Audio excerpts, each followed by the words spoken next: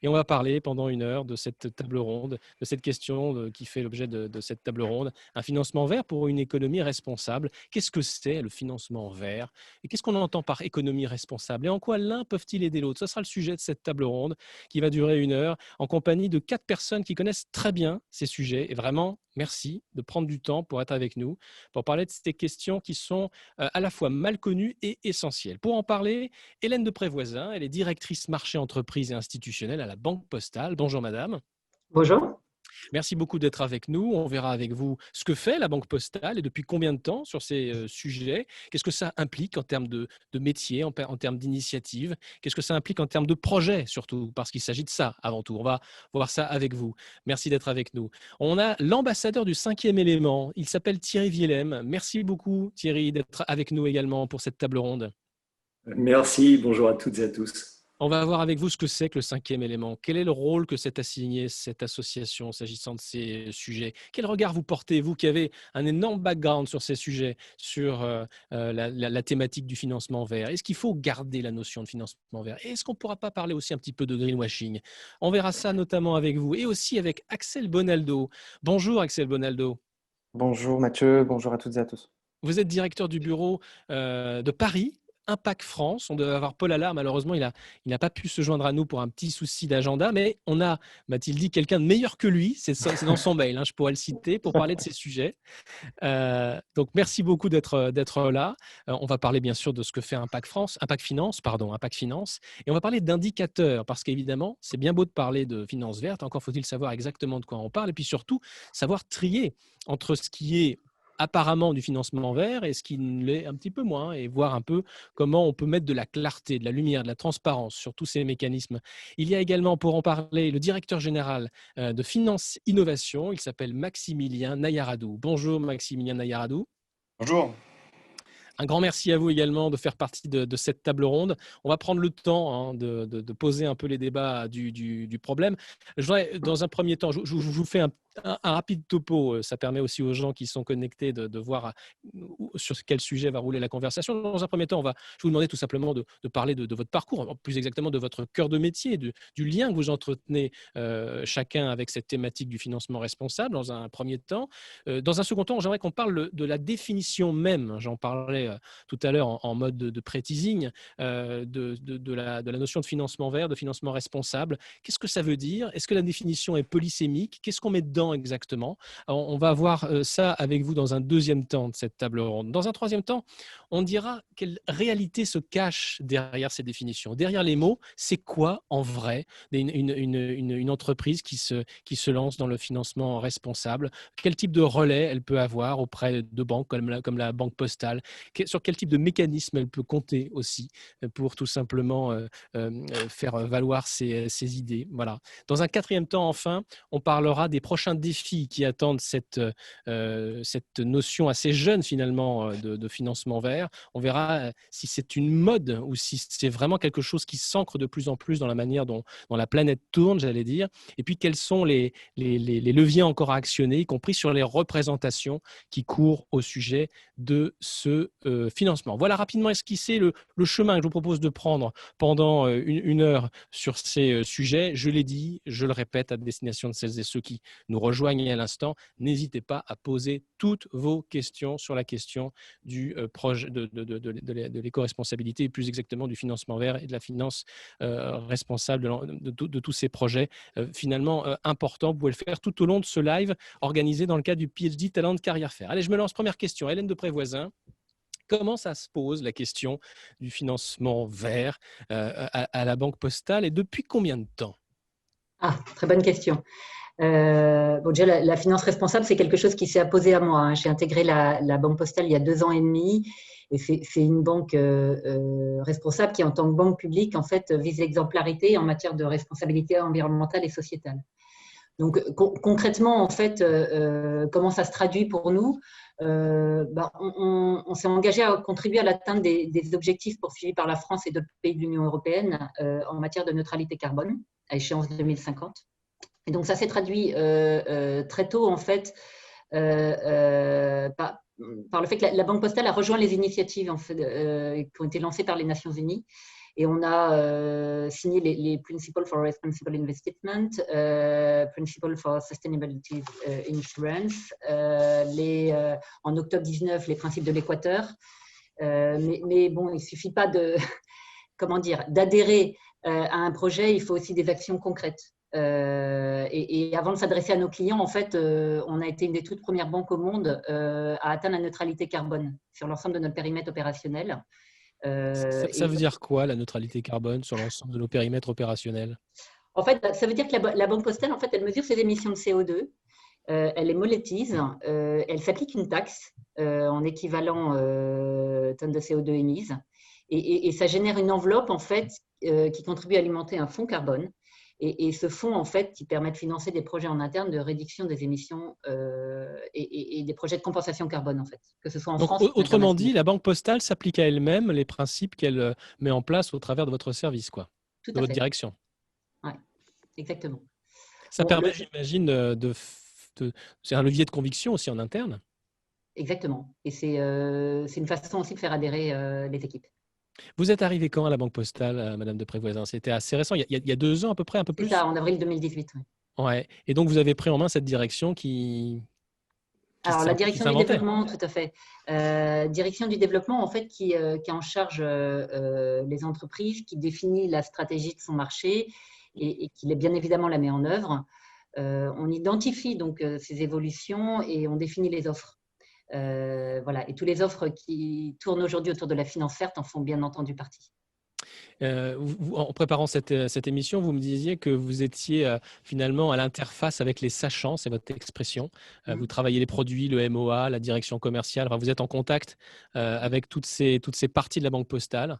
C'est un travail de coordination. Vous êtes au centre de plein d'enjeux finalement. Exactement. Exactement, et c'est un métier qui est assez passionnant. Voilà, il vise à faire avancer la banque dans la bonne direction sur le marché qui a vocation à devenir cœur, qui est celui des entreprises. Avec vous, il y a Thierry Vielem qui, je crois, vous ne découvrez pas, vous connaissez bien tous les deux. Merci encore Thierry Vielem d'être avec nous. Un petit mot sur votre parcours parce qu'il est vraiment intéressant.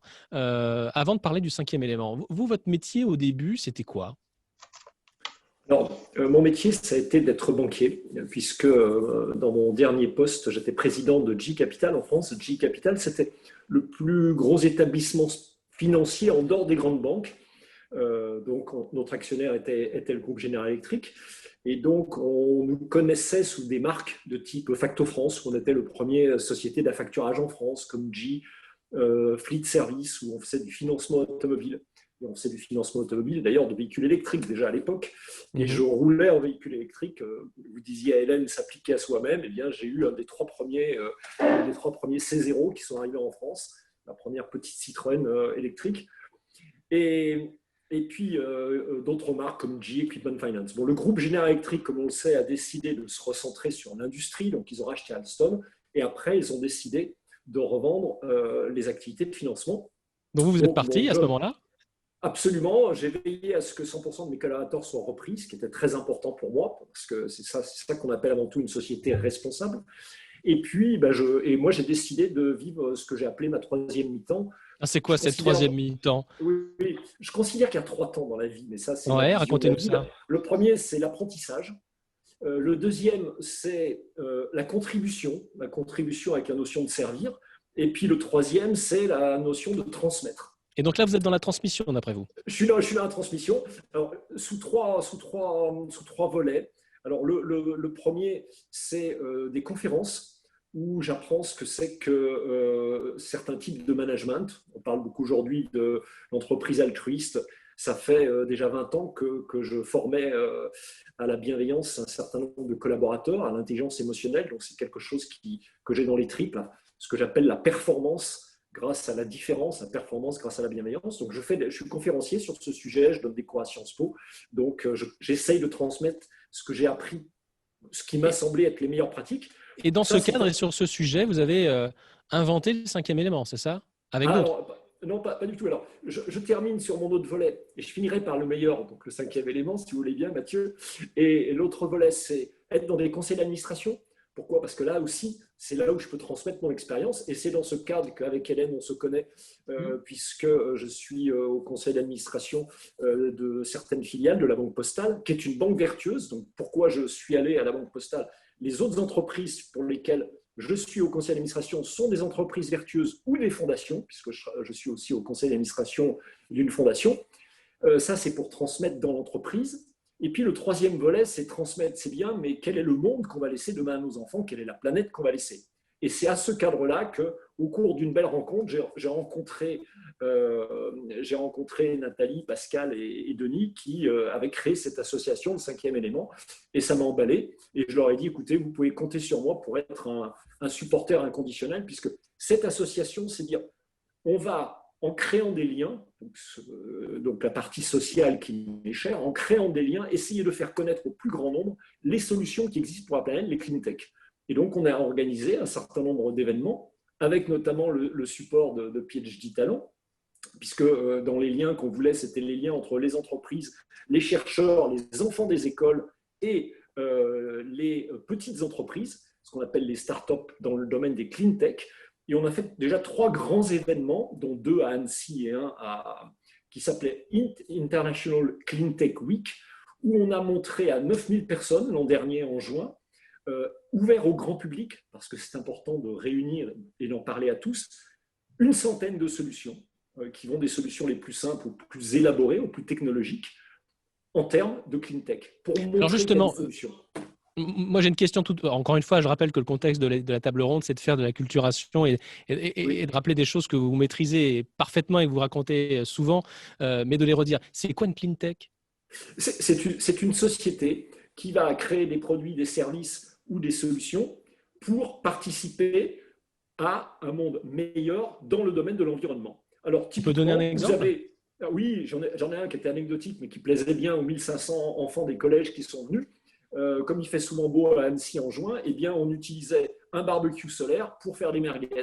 Et comme vous savez que le charbon de bois, c'est déjà du bois transformé qui a déjà brûlé et que derrière on refait brûler, c'est pas très bon. Et puis à côté de ça, on avait des solutions très technologiques, notamment des bornes intelligentes pour charger les véhicules électriques.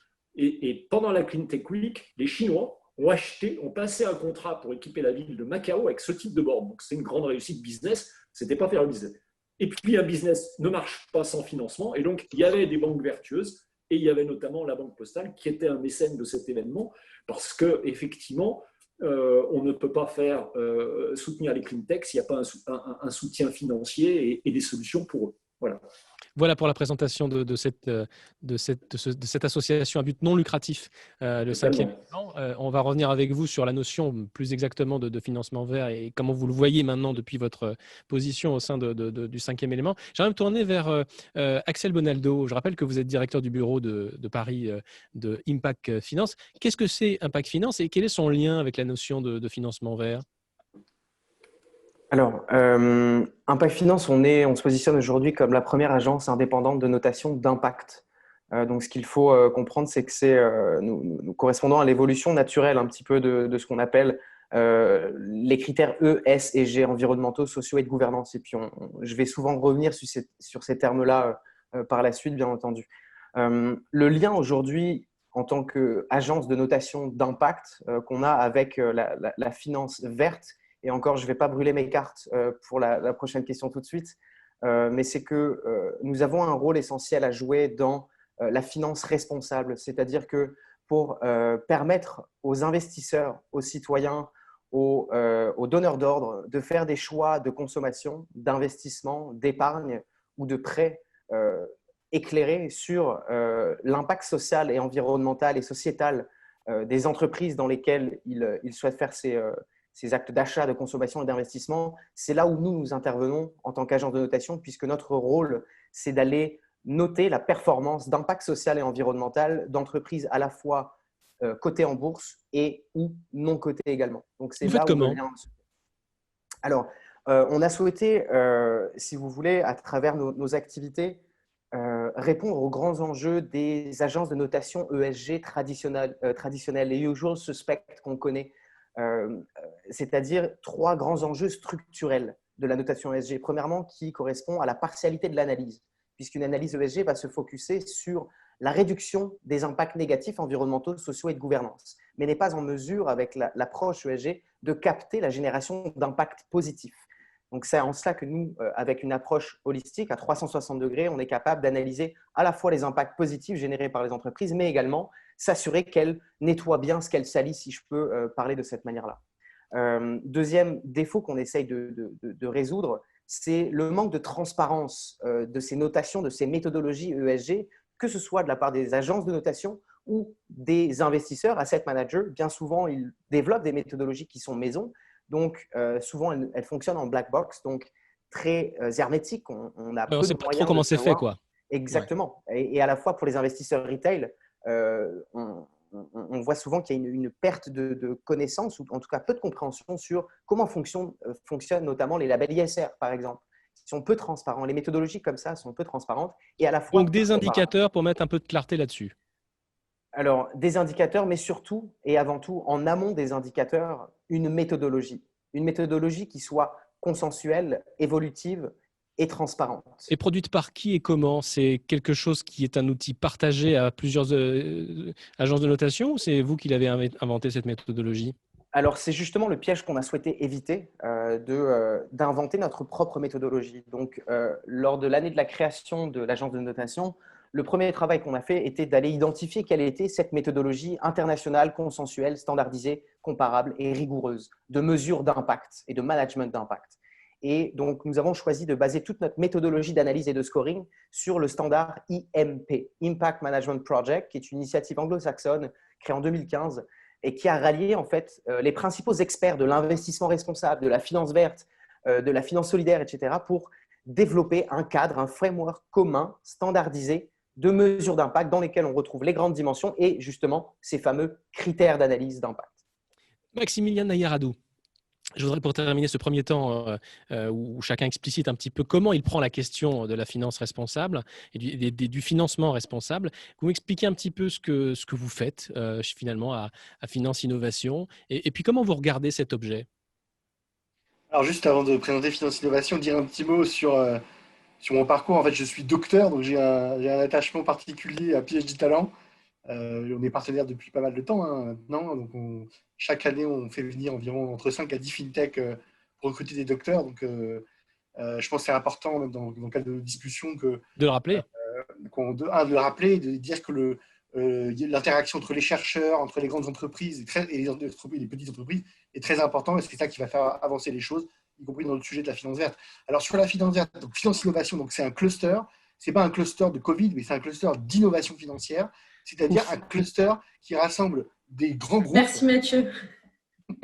Qui rassemble des grands groupes comme par exemple la Banque Postale, des académiques, donc universités, Dauphine, de Paris 13, Centrale, enfin pas mal de membres académiques, et des TPE-PME de la finance qu'on appelle aujourd'hui FinTech.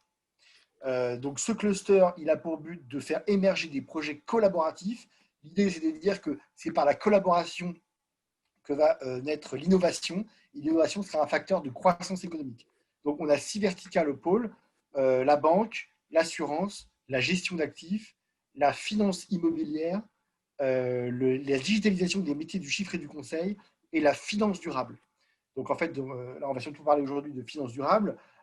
Historiquement, on avait un comité de labellisation qui s'appelait ESS, dans lequel on avait pas mal de projets de finance durable, et on labellisait aussi d'autres projets en gestion d'actifs. Donc tout à l'heure, dans le projet de question, on précisera un petit peu le big data dans la gestion d'actifs, dans la finance verte, etc. On avait aussi des projets dans l'immobilier. Donc là maintenant, en partenariat avec Finance for Tomorrow, dont on est partenaire dans le concours Finance for Tomorrow, on concentre tous ces projets-là sur la partie finance durable. Donc le but c'est de faire grossir cet axe-là du pôle.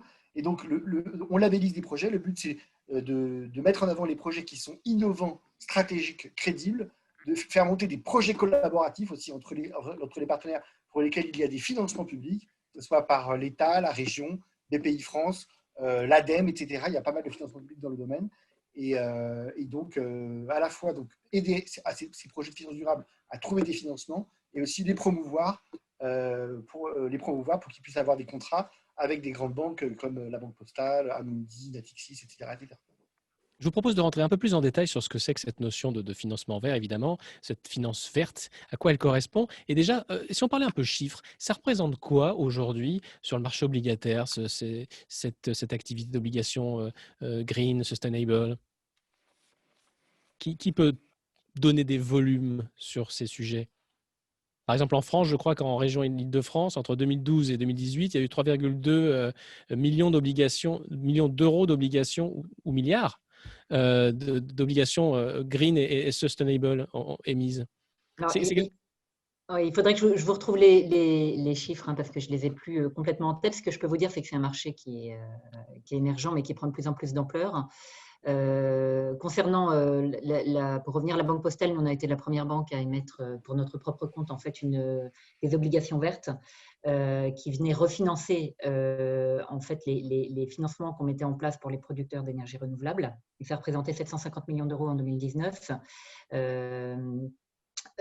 Et aujourd'hui, en fait, nos clients, notamment du secteur public, qui ont accès en fait au marché obligataire, en émettent également pour financer leurs projets. Donc, ça prend, sans compter évidemment les émetteurs privés qui eux-mêmes y ont vu de l'intérêt, y compris financier, parce que le marché, en fait, aujourd'hui, offre un boni en termes de prix aux obligations vertes versus une obligation classique. Et donc, c'est un marché qui est en plein essor. Ouais. Qu'est-ce que c'est votre définition, Hélène de Prévoisin, depuis la Banque Postale, de finance verte? C'est une bonne question. Il n'y a peut-être pas Moi, une seule définition d'ailleurs, mais non, quand non, vous en non. parlez à des gens qui n'y connaissent rien, en gros, vous leur dites quoi? Moi, je leur dirais que, en fait, globalement, c'est toutes les actions et opérations financières qui favorisent aujourd'hui la transition énergétique et la lutte contre le réchauffement climatique. Voilà, je sais, c'est une. Non, mais c'est une première définition. Assez large, peut-être, pourrait-on vous objecter. Oui, après, je peux vous dire concrètement comment ça se traduit. Et alors, comment ça se traduit? Voilà, notamment dans mon activité. Nous, on travaille en fait à l'intégration de critères environnementaux dans nos décisions de financement et on intègre le risque climatique dans notre stratégie de gestion. Donc, par exemple, quand bien même aujourd'hui, je voudrais financer en fait un producteur d'énergie fossile, je ne pourrais pas. Ce n'est pas dans ma stratégie risque. Voilà. J'ai aussi une filiale de gestion d'actifs qui s'appelle LBPAM et elle s'est engagée depuis 2018 dans un vaste projet de transformation pour se mettre au standard de label ISR public. Donc, ça rejoint la problématique d'impact finance, mais ils ont été en l'occurrence précurseurs. Et l'objectif qui est en phase d'être atteint, ce qu'il est pour fin 2020, c'est-à-dire dans un mois et demi, c'est d'avoir 5% de sa gamme de fonds éligible qui est labellisée ISR. Donc, concrètement, si demain vous allez placer vos économies dans un OPCVM de la Banque Postale, vous pourrez le faire en toute conscience parce qu'il sera labellisé ISR. Thierry Willem, comment vous regardez les origines de cette notion, j'allais dire, est-ce que c'est la pression sociale, sociétale, c'est une prise de conscience réelle? Qu'est-ce qui a conduit depuis maintenant quelques années à ce verdissement de la finance mondiale? Bon, petit à petit, il y a encore beaucoup à faire, mais comment vous expliquez ça? Je pense que c'est une évolution globale de la société suite à une prise de conscience, mais avec des pressions très positives. Je vais vous raconter une histoire. J'étais aux États-Unis en 2011 à la demande du chairman du groupe General Electric et avec quelques directeurs, on étudiait l'évolution de l'après-crise. Le chairman nous avait dit que la crise financière de 2007-2008 a été catastrophique. Il n'y a plus aucune confiance dans les banques, il n'y a plus aucune conscience nulle part. Qu'est-ce qu'il faut faire pour changer ça? Et aller à droite, à gauche, à travers le monde, pour rencontrer des industriels, des banques et des grandes écoles pour voir ce qui se passe. Et on est allé à Harvard, puisque effectivement, c'est une des plus grandes écoles, en tout cas américaines, et on a posé la question. On a dit, mais qu'est-ce qui fait que ça va changer? Et là, on a eu quelque chose d'absolument surprenant. En 2009, les étudiants qui sortaient en juin, donc qui avaient leur diplôme, ont été voir le proviseur et ont dit la chose suivante.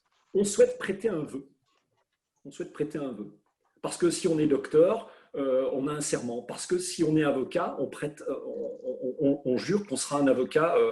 Il y a des serments. Et nous, on est les successeurs de ceux qui ont mis à genoux la finance mondiale, qui étaient tout sauf verte et tout sauf sociale à l'époque, en créant des produits qui s'appelaient des subprimes, où on ne savait pas ce qu'était in the box, ça a été dit tout à l'heure. Ce qui est important, c'est de savoir qu'est-ce qu'on met dans un produit quand on fait de la titrisation. Bon, c'est un mot compliqué, mais peu importe. On vendait des produits qui avaient plus de sens, où le risque était plus mesuré. Et ils ont dit, nous, on va prêter serment que, en tant que nous, futurs dirigeants, puisque beaucoup d'entre eux vont être à la tête de grandes banques et de beaucoup d'établissements, eh bien, on ne sortira plus de produits qui aillent contre l'homme et son environnement. Donc, si vous voulez, quand vous avez des générations, puisque l'avenir est aux docteurs et doctorants qui sont autour de nous aujourd'hui, l'avenir est… Même chose en France, alors ça a mis du temps, parce que ça, je vous parle de 2009, ils ont réagi immédiatement à la crise. Enfin, il faut dire que la crise venait des US, et c'était eux qui ont failli mettre tout le secteur financier à genoux. La France a très bien résisté, donc honneur aux banques françaises qui, effectivement, à un moment donné, on s'est tous retrouvés, on n'avait plus de cash, on est allé voir l'État, il nous a prêté, on a tous remboursé. Les banques françaises ont été très vertueuses là-dessus parce qu'elles avaient pris en compte un certain nombre de risques et ne faisaient déjà pas n'importe quoi d'un point de vue social, économique et autres. Qu'est-ce qui s'est passé en 2018 ? Souvenez-vous, le manifeste des grandes écoles françaises, dans lequel on avait qui HEC, qui l'ENS, qui Polytechnique à l'origine, on dit nous n'irons pas travailler pour des grands groupes ou des sociétés qui ne seront pas vertueuses, en particulier en termes d'environnement.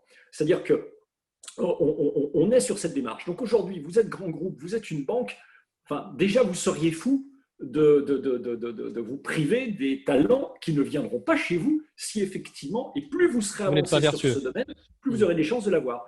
Donc on a vraiment un grand mouvement sociétal qui passe par les nouvelles générations, et c'est tant mieux parce que la planète, effectivement, si on ne s'en occupe pas tout de suite, va avoir de grands soucis. Mais les banques, et notamment les plus vertueuses d'entre elles, s'en occupent, et ça, c'est vraiment très chouette.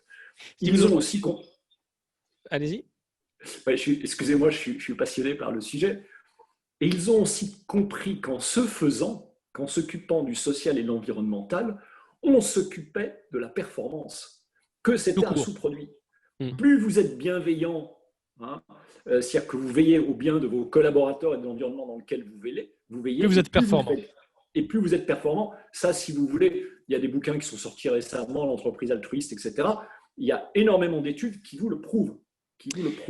Si vous nous rejoignez dans ce live organisé dans le cadre du PhD Talent Carrière Fair 2020, vous êtes les bienvenus. N'hésitez pas à préparer vos questions pour Hélène de Prévoisin, Thierry Willem, Axel Bonaldo et Maximilien Nayarado. On est déjà à la moitié de cette table ronde. Le temps passe très très vite. Je voudrais qu'on se tourne vers Axel Bonaldo. On est toujours sur ce deuxième temps de la table ronde, sur la définition polysémique, finalement, sur les origines de cette notion.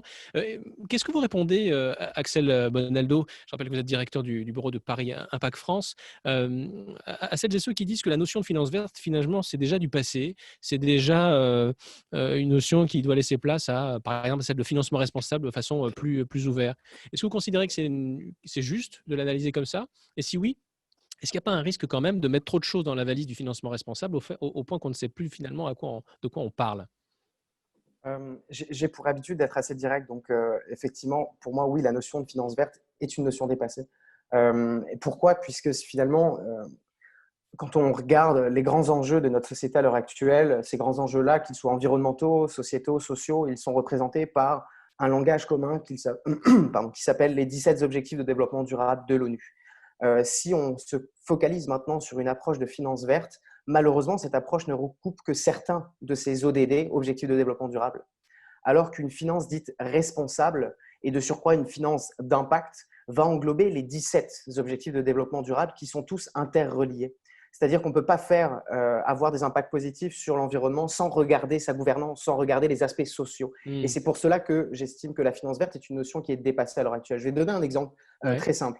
En ne prenant qu'une approche de finance verte, on arrive à des anomalies du type Tesla, qui aujourd'hui pèse 11% de l'indice FTSE Russell Environmental Technologies 100.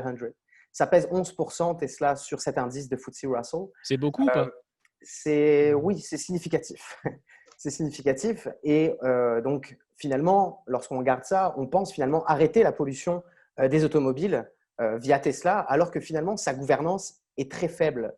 Ça a été une étude menée par le gérant d'actifs Hermès qui montre en fait que la gouvernance de Tesla est mauvaise, ce qui fait en sorte que sans bonne gouvernance, finalement, les impacts positifs qu'elle peut générer sur l'environnement ne pourront pas être générés sur le long terme. Et c'est ça aussi la notion de développement durable, de finance responsable. Il y a ce mot durable. Il faut que ça soit long terme, il faut que ça soit périn.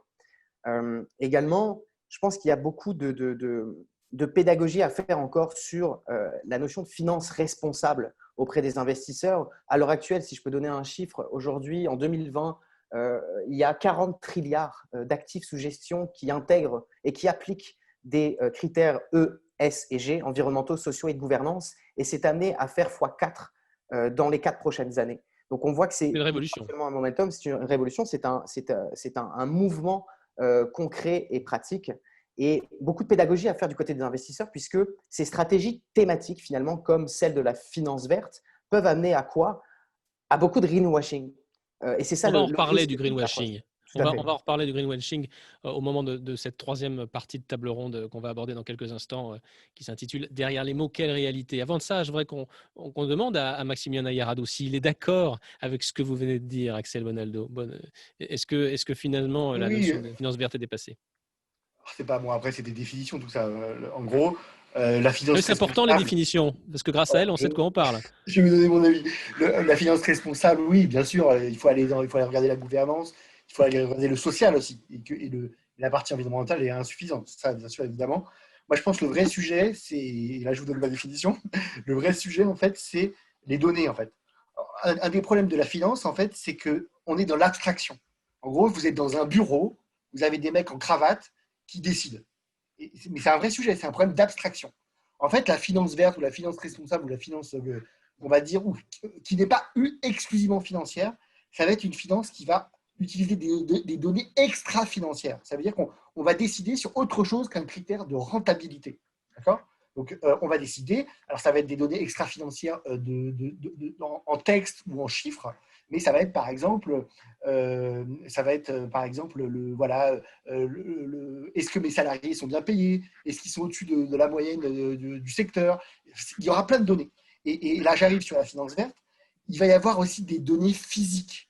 Parce qu'un des problèmes qu'on a, c'est que le système. Moi, je suis économiste de formation. Un des problèmes, c'est que le marché, l'offre et la demande, et surtout dans une économie mondialisée, ça déstructure en fait, je dirais, la perception réelle des prix. En fait. Et en fait, par exemple, quand c'est moins cher d'acheter un truc chinois qui a été produit par des gens qui n'a aucune production sociale, et ben les gens ils l'achètent. D'accord, voilà. Donc ça c'est la finance, on va dire classique.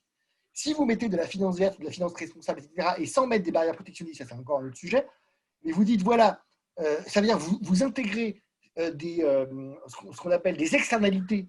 Donc en regardant par exemple quel est le carbone qui est utilisé, quelle est l'énergie qui est utilisée, et ben vous allez pouvoir avoir des décisions qui vont être prises autrement que par le système de prix. Parce que par le système de prix, le pétrole, c'est pas cher, on y va. Vous voyez, donc, alors que la finance carbone, la finance verte, la finance responsable, on va dire, OK, ça coûte pas cher, mais on le compense avec des prix, avec le carbone utilisé. Et ça va très loin. Et donc là, on arrive sur la technologie et les fintech et les data. C'est que maintenant, l'extra-financier, ça va être des photos satellites, ça va être des images, je dirais, d'hélicoptères, ça va être des trucs qui vont aller très très loin et qui vont permettre justement d'arrêter d'être dans l'abstraction, mais d'être dans les choses concrètes. Un exemple, on parlait tout à l'heure de green bond, donc des obligations vertes. Pour évaluer un green bond, je pense à une boîte qui s'appelle Namer, qui est au pôle finance innovation.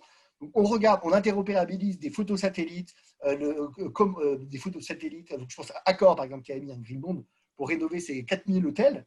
Donc on regarde concrètement comment les hôtels sont faits. Est-ce qu'ils sont isolés? On regarde les façades, le mètre carré des façades. Est-ce qu'ils sont liés? Ils sont reliés au chauffage écologique. Bon, je dis un peu, je ne vais pas te dire du sujet, mais l'idée, vous entrez dans le concret, quoi. Voilà, on va évaluer combien ça coûte de rénover 4000 hôtels. Et pour ça, 4000 hôtels, ça ne va pas être une question d'argent. C'est concrètement combien ça va coûter pour payer les travaux, pour isoler l'hôtel. Et donc là, on arrive dans le détail. Et après, donc, d'accord, ils vont utiliser le big data pour faire ça. Et hop, ils vont aller voir la banque postale ou n'importe quelle banque. Ils vont dire, faites-moi une émission de green bond pour financer mes rénovations de 4000 hôtels. Et ils vont pouvoir, donc ils vont le faire. Bon, ça va durer genre 1 an ou 2, ou 2 ou 3 ans. Et à la fin, ils vont dire, regardez, mes 4000 hôtels, ils ont réussi à économiser tant de carbone. Et donc, on aura réussi en fait une évaluation qui ne sera pas qu'une évaluation des prix, parce que les prix, je répète, sont abstraits, mais on sera dans le concret de l'action, l'économie de carbone. de la réalisation, de réduction. Ouais. Et là, vous avez tout à fait raison, Axel, il faut qu'on arrive dans le concret. Alors, ce qui est bien avec l'écologie, c'est qu'on arrive à mesurer, c'est de l'énergie. Alors après, il faut qu'on arrive à mesurer les inégalités sociales, la gouvernance, c'est hyper dur, ça, la gouvernance. Comment mesurer un patron autoritaire comme le mec de Tesla? Ça, c'est compliqué. On arrive dans des trucs psychologiques compliqués. Oh, parlez pas comme ça de cet homme. Il a un bon fond. Non, mais, on a pris l'exemple de Tesla. Le gars est créatif, il n'y a pas de problème. Mais voilà, mais en gros, quand on dit la gouvernance, c'est ça. C'est en gros comment est le patron, quoi. Alors déjà des questions qui nous arrivent sur le chat de ce live. Merci beaucoup de vos questions. N'hésitez pas à continuer à les poser. On prendra un temps au moment de la deuxième partie de cette table ronde pour y répondre. Je voudrais qu'on en vienne à la troisième partie de cette table ronde sur les réalités. On avait commencé à en parler. Merci de m'offrir cette transition sur ce sujet de la réalité des dispositifs et regarder en concret ce que ça produit, la finance verte sur la réduction de production de carbone, par exemple. Est-ce qu'on peut continuer à aller derrière les mots, tout simplement, pour voir quelle réalité on touche du doigt? Hélène de Prévoisin, est-ce que vous pourriez me donner quelques exemples, par exemple, dans les projets que vous soutenez, d'entreprises ou de projets verts, voilà, que la Banque Postale soutient au gré de ce type de financement? Alors, on a émis des prêts labellisés verts depuis 2 ans auprès des collectivités publiques et on vient d'étendre là en novembre aux entreprises. Donc, mon équipe y a fortement contribué. Globalement, je peux vous donner un exemple, moi, que j'aime bien parce que je le trouve exactement dans la lignée de ce qu'on s'est dit. C'est celui de l'éclairage public en fait, de Neufchâteau, qui est la sous-préfecture des Vosges. En fait, c'est la première ville en France à équiper son parc d'éclairage public d'un système de commande intelligent et qui permet de régler l'intensité lumineuse de chaque candélabre. Et en fait, ce système, il est intelligent parce qu'il permet de régler cette intensité rue par rue et de manière évolutive au fil de la nuit. Globalement, Neufchâteau table sur une économie de minimum 65% en fait, de consommation d'électricité, ce qui est très significatif. Et s'ils y arrivent, en fait, ça sera des économies qui seront supérieures au montant de l'annuité du prêt vert. Donc, c'est là où on est dans une logique très win-win, où non seulement on fait du bien, je veux dire, à l'environnement, mais également on fait faire des économies à nos clients. Alors, j'ai une question dans le chat qui tombe tout à fait à point sur le thème qu'on est en train d'aborder avec vous, Madame de Prévoisin. Question, combien de projets? Oui, j'étais là, j'allais t'aider pour très bien, pardon. T'inquiète pas. Je ne suis pas inquiet. Du coup, c'était combien de projets y a-t-il chez la Banque Postale annuellement? Alors, de projets de financement vert? C'est bien ça, oui. Une fourchette. Oui, une fourchette. On est en centaines. C'est pas encore énorme, mais c'est pour moi important. Et pour vous donner un ordre de grandeur, par rapport au marché entreprise dont je m'occupe et qui, pour lequel on est en train de lancer le prêt vert, nous, on ambitionne en fait dès 2021 que ça représente 10% de notre production de crédit. Donc, c'est significatif. Voilà, on vise évidemment tout ce qui est mobilité douce, immobilier, parce qu'il y a énormément effectivement d'économies d'énergie à faire en la matière, mais également tout ce qui est gestion des déchets, informatique, qui est un gros consommateur d'énergie. Et comme il y a une prise de conscience au niveau de nos clients, qui sont eux-mêmes poussés en fait par leurs parties prenantes, que ce soit les clients de nos clients, donc des gens comme vous et moi, l'État, les fournisseurs et bien entendu les salariés, finalement tout le monde a intérêt à s'y mettre. Et tout le monde s'y met. Merci. Il y a une deuxième question qui arrive, qui est: est-ce que l'objectif est donc de faire grandir ce nombre de projets qui sont financés? Complètement. Je veux dire, nous, on est convaincus, notamment en matière de transport immobilier, qu'il va y avoir un switch massif en fait vers les projets verts. Et même si pour l'instant on est dans un mode, comment je dirais, volontaire, en fait la réglementation de toute façon nous y pousse, et ceux qui ne s'y mettent pas le subiront à un moment ou à un autre. Donc je pense qu'on est dans une vraie tendance de fond qui n'est pas prête de s'arrêter. Du coup, Dounia, on peut peut-être prendre la question de Nathalie Vincent. Très bien, allons-y. Et donc, comment la Banque Postale assure-t-il la bonne éthique verte des entreprises et les projets qu'elle finance? Je rappelle juste qu'aujourd'hui, c'est une journée particulière, c'est la journée d'ouverture. Donc, on a à la fois les entreprises qui sont présentes et les chercheurs. D'accord. Alors, c'est une très bonne question parce qu'effectivement, toute la finance se verdit, mais il y a beaucoup de greenwashing, comme on l'évoquait tout à l'heure. Nous, en fait, on a une exigence assez forte. C'est-à-dire que nos financements, ils doivent être fléchés vers des investissements participant à la réduction d'émissions de gaz à effet de serre, ça c'est certain. Mais ce qui nous particularise par rapport aux autres offres du marché, en fait, c'est que ce sont dans les proportions qui sont fixées par la taxonomie européenne. Et ça, c'est une vraie exigence. Je ne voudrais pas trahir de secret, mais j'ai eu le plaisir quand même la semaine dernière d'avoir interrogé par le Trésor dans le cadre du plan de relance, qui a fait un tour de la place en fait en regardant tout ce que les banques proposaient en la matière aujourd'hui et qui ont très clairement fait le constat qu'on était les plus en avance à la matière. Voilà, parce qu'on collait en fait à la réglementation, voire on l'a dévancée. Le mot de greenwashing a déjà été prononcé 2 fois. Vous venez de le faire, Madame de Prévoisin, à l'instant. Du coup, j'ai envie de poser la question à Thierry Willem, qui est très au fait de ces sujets avec son association, le 5e élément, je le rappelle, qui est très dans le dialogue, justement, le partage de valeurs sur ces sujets. À quelles conditions, d'après vous, le financement vert ou responsable, c'est autre chose qu'un mécanisme global de greenwashing? Qu'est-ce que vous répondez à celles et ceux qui disent, au-delà de ces mécanismes, ça reste de toute façon du bidouillage, et voilà. Vous comprenez ce que je veux dire, cette attitude forcément, au départ, de défiance par rapport à ces mécanismes de financement? Alors, en réalité, comme on l'a bien expliqué ici, comme Hélène l'a dit, comme Axel l'a montré, il y a des mécanismes de mesure. Et il y a un moment donné où vous ne pouvez pas tricher. C'est-à-dire que si vous dites « j'adhère à un label B Corp, qui est social et environnemental, je deviens une entreprise à mission, comme Danone, je prends les critères de l'ONU, comme le fait la Banque Postale, qui sont parmi les plus exigeants, je me fais noter par Impact Finance comme agence de notation et bien entendu, si je suis noté, c'est publié et je suis obligé de progresser.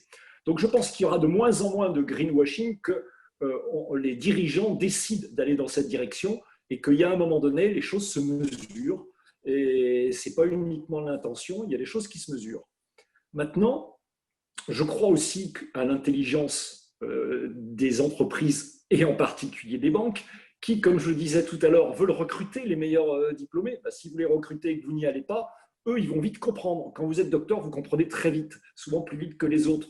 Pareil, quand vous avez fait Harvard, si effectivement c'est du pipeau ou du greenwashing, ou si c'est quelque chose de sérieux. Et que ce soit pour la banque et pour l'entreprise. Donc l'entreprise poussera la banque qui poussera l'entreprise. Donc on est dans un mouvement très vertueux où si vous voulez vous faire financer et que vous n'êtes pas vert, comme le disait Hélène, vous risquez de vous faire refuser parce que ça fait longtemps qu'on ne finance plus l'armement dans beaucoup de banques, mais ça devient quand même récent qu'on ne finance plus des sociétés qui ne sont pas environmental friendly. Donc ça, c'est quand même très important.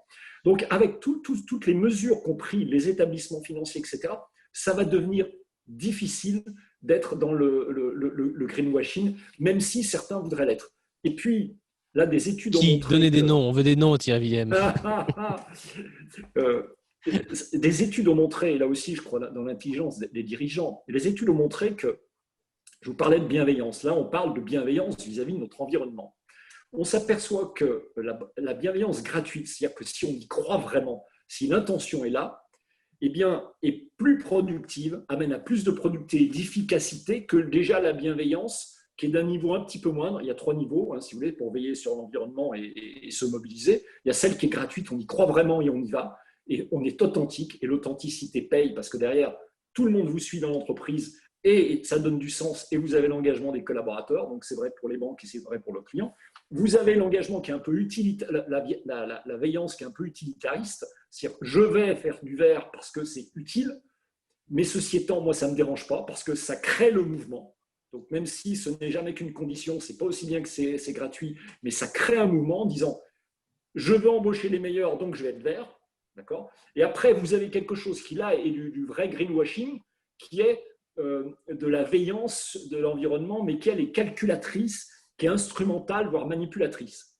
Et alors, celle-là, là, je suis très heureux parce qu'on a sorti des études récentes qui ont prouvé que des entreprises qui, dans la RSE au global, aussi bien pour le social que l'environnemental, faisaient que du greenwashing, c'est-à-dire affichaient des choses et comme le disent les Américains, walk the talk, ne pratiquaient pas, disaient certaines choses et faisaient autre chose, eh bien celle-là, c'est contre-productif. C'est-à-dire qu'il faut mieux ne pas parler de social et d'environnemental si les dirigeants ne commencent pas par le faire. Donc vous voyez, il y a quand même tout un ensemble qui fait qu'avec l'intelligence des institutions et puis les mouvements sociétaux dont on parlait tout à l'heure, on va y aller, il y aura de moins en moins de greenwashing. Si j'ai bien compris, il n'y a plus d'investissement dans les énergies fossiles, demande spectateur anonyme dans le chat. Ah, bizarrement, personne ne me répond. Non, je viens en parler parce que, en l'occurrence, la Banque Postale ne les finance pas. Donc, nous, ce qu'on a constaté, c'est par rapport aux autres partenaires bancaires qui, eux, y étaient engagés historiquement. En fait, ils ont eux-mêmes pris des engagements d'en sortir. Et pour ne pas les citer, BNP et Natixis, ils sont en train même de réduire le temps qu'ils se sont donné pour le faire. Donc, ce qui pose d'ailleurs de vraies questions pour cette industrie. Globalement, je pense que notre rôle, c'est de les accompagner dans la transformation. Très concrètement, voilà, si on parle de Total, ils sont en train de faire un switch quand même très important vers la production d'énergie renouvelable. Qui est vital pour eux. Qui est vital pour eux, tout à fait. Et nous, de les accompagner sur cette thématique. Dernière question pour cette troisième partie de notre table ronde avant de passer à sa dernière partie, quatrième et dernière partie sur les mots et les réalités qu'il y a derrière les mots.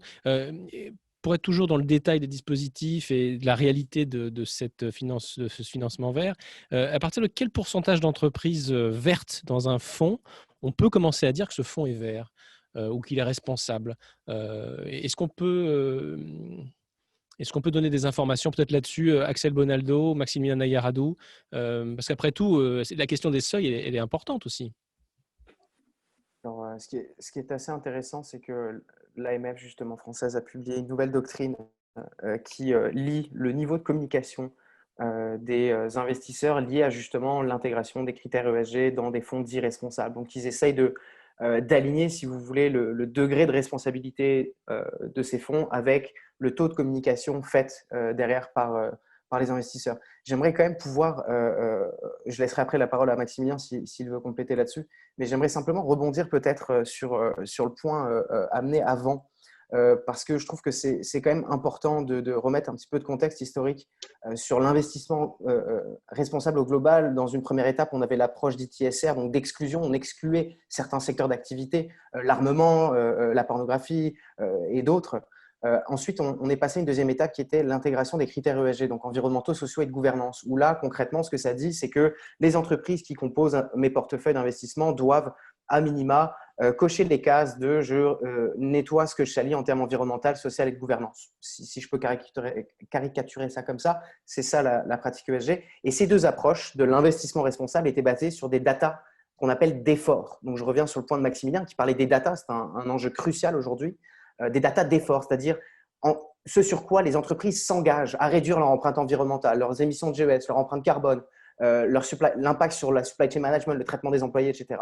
Aujourd'hui, ce dont les investisseurs ont besoin, ce sont des datas de meilleure qualité. La totalité de la place, je pense, s'entend pour le dire. Et l'évolution naturelle de la finance responsable va de l'ESG vers l'impact. C'est-à-dire qu'on ne va pas regarder seulement des datas d'effort, mais des datas de résultats. Vraiment ce qui se passe dans le concret, pour faire le lien avec ce que Maximilien mentionnait plus tôt.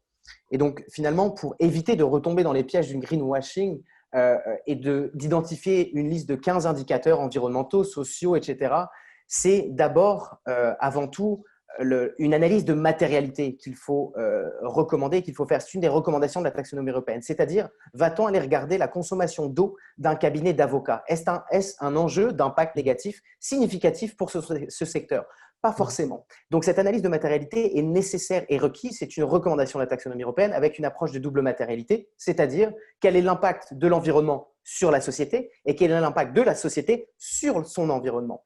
Et c'est à partir de là qu'on identifie, tiens, après cette analyse de matérialité, j'ai identifié que mes émissions de GES, ma consommation d'eau, mon supply chain management et la santé et sécurité de mes travailleurs sont mes enjeux d'impact négatif sur lesquels je dois agir. Et je pense que c'est uniquement grâce à cela qu'on va être capable d'éviter de retomber dans le greenwashing. Excusez-moi, j'étais… Mais non, mais avec passion, c'est très bien. Mais du on coup, vous écoute. Ça reboucle avec le début et les ODD, de dire que tout est interlié et le fait de s'appuyer sur les ODD, on peut suivre justement l'ensemble de ces indicateurs au sein d'une même entreprise. J'aimerais entendre Maximilien Nayaradou sur la question que je posais. Oui. Sur le seuil, quoi. En gros, bon, c'est lié au greenwashing. Parce que le diable est dans le détail, comme dirait l'autre. Oui, bien sûr, bien sûr. Si par exemple vous faites un fonds où il y a 5% d'ISR et 95% de reste, ça ne va pas être très green. Après, il ne faut pas être non plus trop… faut être réaliste, on est dans le milieu des affaires. Donc, c'est sûr que c'est mieux de faire un fonds à 15%, 20%. Voilà. Après, ça va être progressif, il faut fixer des objectifs. Et je réponds à une question dans les questions. Quelqu'un dit oui, mais si toutes les nouvelles données dont vous avez besoin pour mesurer tout ça, c'est des objets connectés qui polluent. C'est vrai, c'est vrai. Alors, donc, en gros, est-ce que c'est un truc qui se mord la queue, quoi? Alors, c'est vrai, mais l'exemple dont je prenais tout à l'heure, la boîte, la Namer avec Accor, etc., c'est une boîte déjà qui interopérabilise, qui existe déjà. Donc déjà, en fait, un des problèmes qu'on a dans les économies décentralisées, c'est que chacun a son petit truc, quoi. Chacun a son petit machin. Et donc, le but, c'est d'interopérabiliser tout ça. Et déjà, quand on interopérabilise tout, on a souvent suffisamment de données pour pouvoir faire des choses qui nous donnent des données qui vont permettre réellement d'évaluer les choses. Pour répondre à cette personne, et là, on répond sur le greenwashing, un des problèmes qu'on a dans tous ces milieux de finance verte, finance ISR, machin et tout, c'est que au début, c'était déclaratif. Donc, c'est ça aussi le greenwashing. C'est oui, je fais le bien parce que je fais le bien et c'est très bien, je fais le bien. Voilà, bon, ok, c'est bien. Mais le sujet, c'est ok, tes hôtels, est-ce qu'ils brûlent du carbone? Est-ce que tu as divisé par 2 ta consommation d'énergie? Et ça, malheureusement, si on veut sortir du déclaratif et si on veut sortir du greenwashing, il va falloir qu'on utilise des données. Alors, si possible, pas des nouvelles données avec des objets connectés qui vont consommer énormément. Si possible, avec ce qui existe. Parfois, on sera obligé d'avoir des nouvelles données et des objets connectés. Parce que sinon, il n'y aura pas d'investisseurs qui iront. Et ça va dans le sens de lutter contre le greenwashing. Et ça, on est dans un truc économique. Les choses ont un coût. Et l'information a un coût. Donc, malheureusement, c'est le principe de la vie.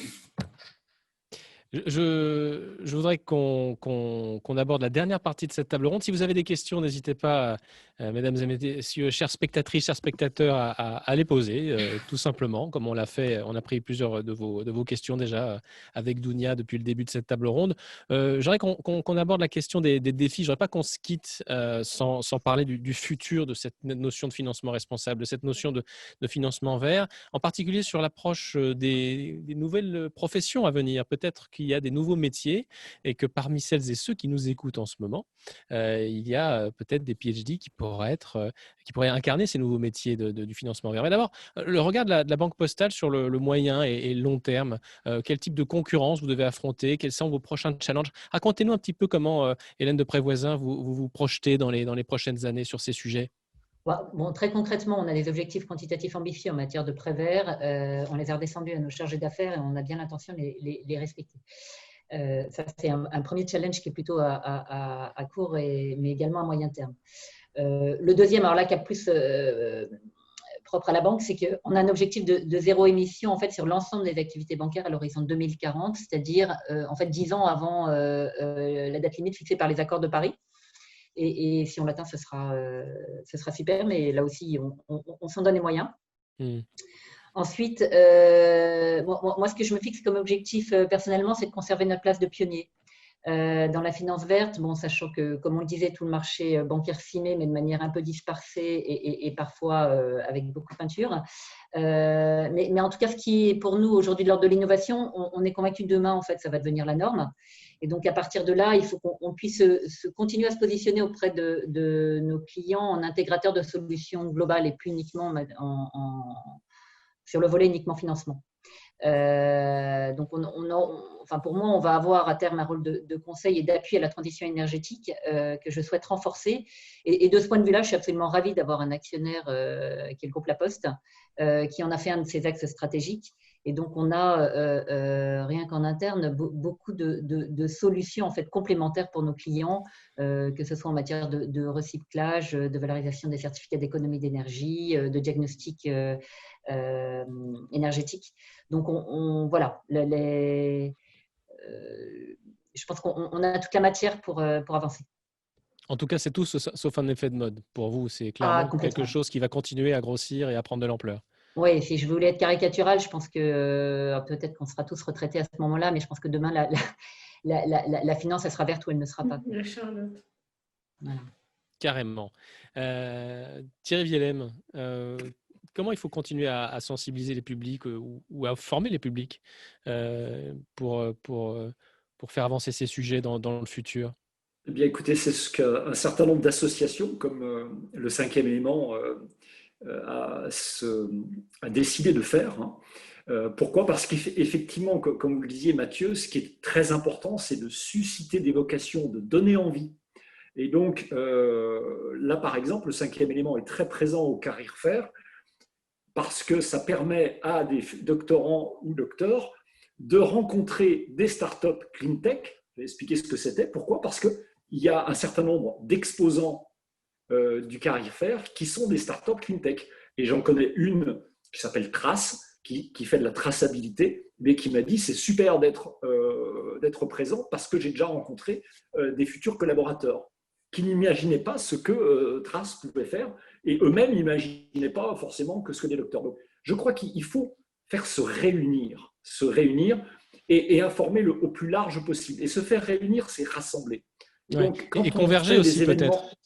Pardon ? Trouver des plateformes de convergence, en particulier sur les définitions, les process, les indicateurs. Et on a l'impression encore qu'il y a beaucoup d'acteurs, et c'est normal sur un sujet comme celui-ci, qui se positionnent parfois en parallèle, en silo, parfois limite en concurrence. Qu'est-ce qu'on pourrait faire pour harmoniser un petit peu cette prise de parole collective ?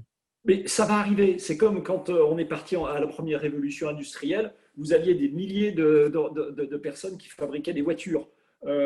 Donc forcément, tout ça, ça va s'organiser. Et c'est pareil pour nous. Pourquoi on a lancé l'International Clean Tech Week ? C'était pas pour lancer quelque chose de plus avec le 5e élément. C'est parce qu'on voulait un événement adressé au grand public. Parce que la majorité des événements parlant des technologies propres étaient en B2B, entre sachants. Et il fallait décloisonner, on voulait toucher les élèves, on voulait toucher toute la population. Mais aujourd'hui, typiquement, on est en discussion avec le World Forum de Lille, qui lui-même fait un événement B2B et qui nous dit c'est bête, nous on fait notre événement, pourquoi on ne ferait pas un grand événement ensemble ? Donc, c'est ça la convergence, ça passe aussi tout simplement par ça, quoi. Se réunir, que ce soit les agences de notation, que ce soit les standards vont arriver, et tout ça c'est en train d'émerger. C'est à une vitesse grand V, comme vous l'expliquait Madame de Prévoisin. On va multiplier par 10 dans les années qui viennent. Donc tout ça, ça va arriver, mais c'est normal. Et ceci étant, c'est bien que tout le monde soit porteur. Ça, c'est l'effet colibri. Il faut que chacun mette sa pierre parce qu'il y a urgence. Dounia, on a pas mal de questions. Est-ce qu'on s'en fait le relais ? Comment ça se passe en termes de timing ? Il y a un truc juste après, dis-moi. Alors, des fois, voilà. Non, mais parce que je toussais, excuse-moi. Si, il y a une question là qui peut peut-être Axel pourra y répondre. C'est quel est l'impact concret ? Non, pardon, ce n'est pas celui-là que je voulais dire. Sur l'impact concret de ce type de financement sur les politiques de gestion interne des entreprises ? Exactement, c'est bien celui-là, je l'ai retrouvé. Merci Maximilien. Mathieu, ça y est, je suis KO. Attention, c'est que la fin du premier jour. Ouais. Alors, je reformule la question pour vous toutes et tous. Quel est l'impact concret de ce type de financement sur les politiques de gestion interne des entreprises ? Le cas de Tesla peut être un exemple à discuter. Il a été évoqué déjà tout à l'heure. Qui veut se lancer? Je veux bien y aller.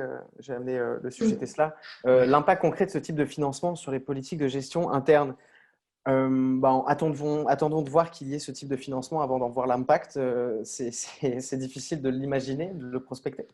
Mais en tout cas, je pense que ce qui est intéressant dans cette question, c'est de dire que la rigueur qui va être demandée aux entreprises dans leur reporting extra-financier, justement sur ces enjeux environnementaux, sociaux et de gouvernance, va aller de manière de plus en plus élevée. C'est-à-dire qu'on va leur demander de plus en plus de choses et de plus en plus de rigueur. Ce n'est pas une question de si, c'est une question de quand.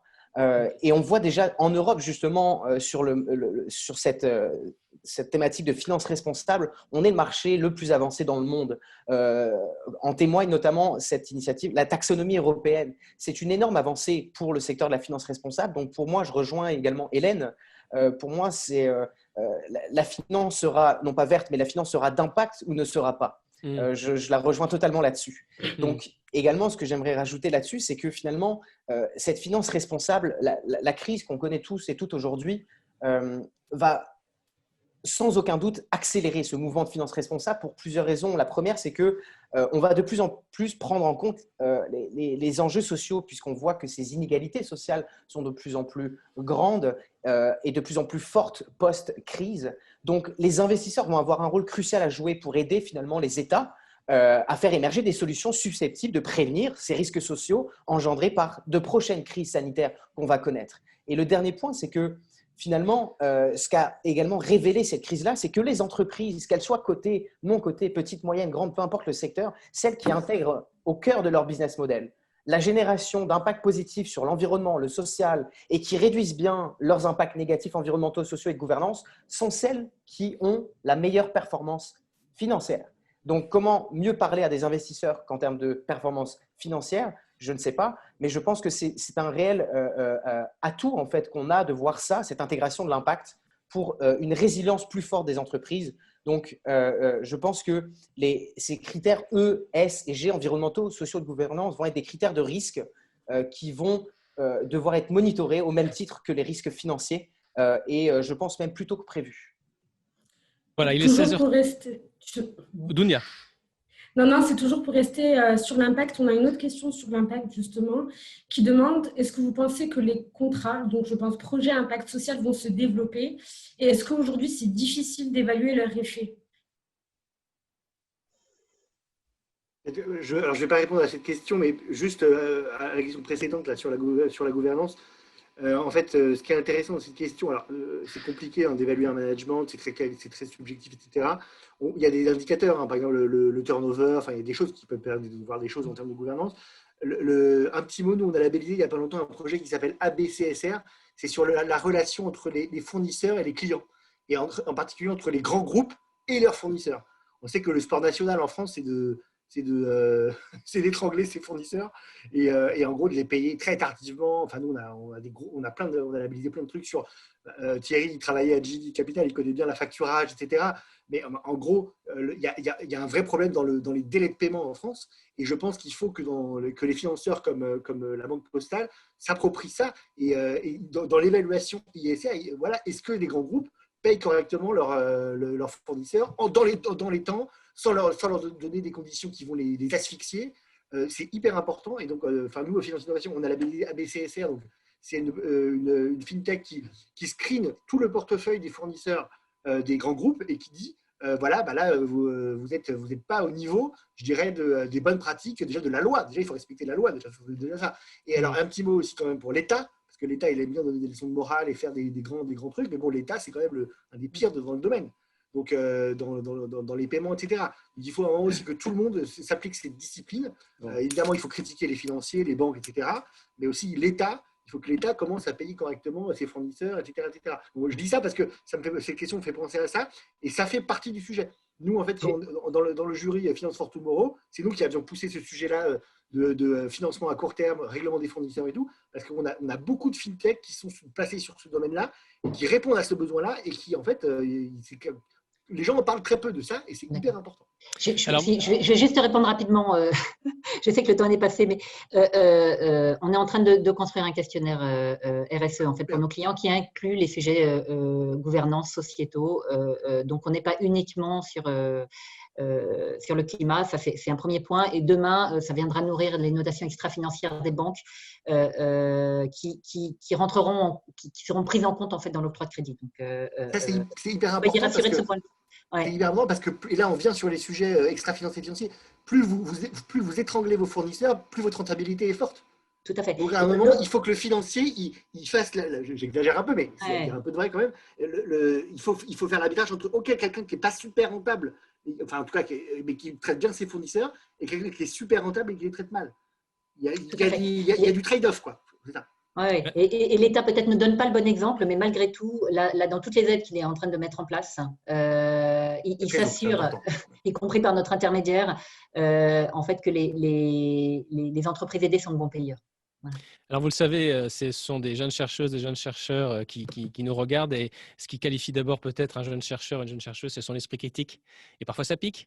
Je me fais le relais de cette question que je vous livre telle qu'elle. Je la découvre avec vous. Est-ce que le plus gros levier de réduction de notre impact sur l'environnement, ce n'est pas finalement d'emprunter une direction plus sobre, plus locale, plus consciente? Le facteur à gagner est énorme, 10, 100, qui sait. Au contraire, lorsqu'on fait des analyses comparatives de différentes technologies, le résultat est rarement clair et dépend beaucoup de la pondération des critères utilisés, dit Simon.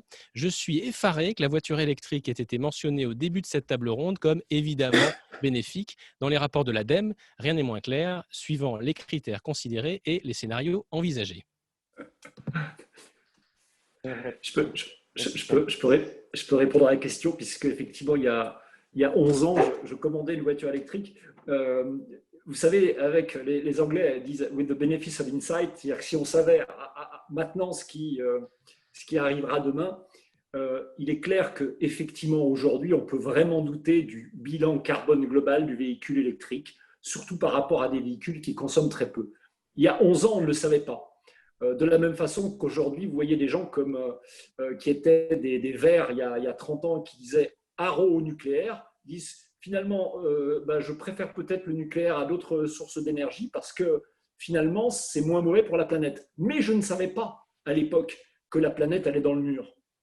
Donc, vous voyez, quand on ne sait pas, on ne sait pas. Donc, effectivement, aujourd'hui, la connaissance globale tend à montrer qu'on peut se poser des questions sur les véhicules électriques, tel type de véhicule électrique, comment on fait pour, et quel type de batterie en particulier, quel type de métaux rares. Enfin, on en parle beaucoup à l'International Clean Tech Week, bien sûr, parce que c'est un vrai enjeu.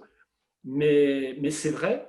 Et pour revenir sur le sobre, oui, bien sûr, si on peut éviter de prendre un véhicule, c'est encore mieux que de prendre un véhicule, même électrique ou même à hydrogène, puisqu'aujourd'hui, on parle beaucoup plus d'hydrogène. Merci beaucoup Thierry Willem pour cette réponse. Écoutez, il est 16h40 bientôt. Je vous propose de terminer ici cette table ronde qui a eu vocation, vous l'avez compris, mesdames et messieurs, à vous présenter pas mal de concepts sur ce sujet en pleine évolution, qui est vraiment d'actualité. Je voudrais qu'on remercie chaleureusement nos panélistes, n'est-ce pas Dounia? C'était passionnant. On remercie, oui. Mathieu? Oui, qui a parlé à l'instant? Non, c'était Thierry qui disait merci Mathieu. Mais oui, comme toi, je remercie l'ensemble des panels. Donc, Hélène de Privoisin avec la Banque Postale en tant que mécène, Thierry Willem avec le 5e élément, Axel Rolando qui nous a quand même rejoint du Canada avec Impact et Maximilien Araedo avec Finance Innovation. Je rappelle qu'aujourd'hui, donc à l'ensemble des personnes qui nous écoutent, que c'était une journée qui était organisée à la fois pour les docteurs, les doctorants, mais aussi nos entreprises, donc les partenaires et nos entreprises clientes. Et donc, il me semble, je regarde mes collègues, que c'est la dernière table ronde aujourd'hui. Il y aura encore quelques ateliers, mais ils sont déjà pleins. Et donc, demain, on reprendra la journée avec d'autres conférences, des ateliers. Je rappelle encore une fois, surtout pour les doctorants et les docteurs qui peuvent aller rencontrer l'ensemble des entreprises sur l'onglet Exhibitors et ça, sans rendez-vous. Je le répète parce que toutes les sessions de demain sont complètement remplies. La seule façon pour vous d'interagir, si rien n'est sur votre emploi du temps, c'est d'aller voir les entreprises directement sur leur stand. Et je remercie encore l'ensemble du panel et je te redonne la parole, Maximilien, pour clôturer. Mathieu, donc. Merci. Tu m'excuserais aujourd'hui. Elle est une bonne soupe, Éolie. Merci infiniment à nos panélistes. Merci à toutes les questions qui ont été posées à travers le chat. C'était passionnant de vous écouter. J'ai pris un grand plaisir à animer pas mal des parties de l'événement du PhD Talent Career Fair cette année encore. Bravo à toute l'équipe. J'en profite du PhD Talent, pour l'organisation de cet événement. C'est toujours un grand bonheur d'être ici. Voilà, je le dis. Merci Dounia, merci Florian, merci à tout le monde. On se retrouve bientôt. Très bonne soirée et profitez bien de la journée de demain. Je compte sur vous. À bientôt.